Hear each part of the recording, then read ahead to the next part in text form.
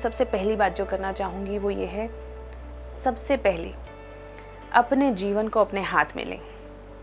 कई बार ऐसा होता है कि हम शायद हमारी पुरानी ट्रेनिंग के कारण, शायद सोसाइटी के कंपल्शंस के कारण, या हमें इस तरीके से ही बड़ा किया जाता है कि हमें लगता है कि हम अपने डिसीजंस खुद नहीं ले सकते, बल्कि हम अक्सर अपने डिसीजंस किसी दूसरे पे छोड़ देते हैं।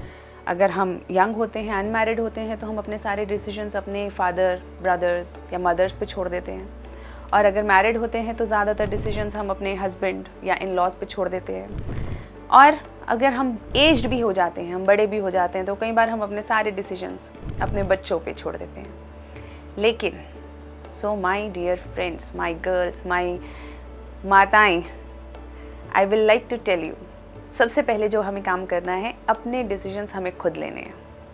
अपने जीवन की जो लगाम है उसे खुद पकड़ के रखना है, क्योंकि अगर किसी दूसरे के हाथ में आपके जीवन की लगाम है तो आपको पता ही नहीं है कि आपका जीवन कहाँ जा रहा है।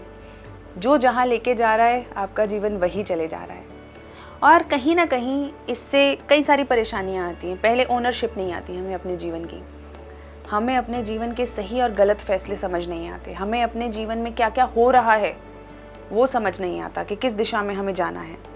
और कई बार हमारा मन कुछ और कहता है करने के लिए, हम कुछ और करना चाहते हैं, लेकिन क्योंकि हमारी लगाम ही किसी और के हाथ में है तो हमें वो करना पड़ता है जो वो चाहते हैं।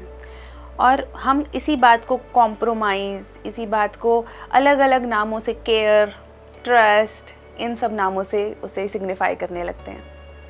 But we have to understand, लगाम आपके हाथ में होनी चाहिए।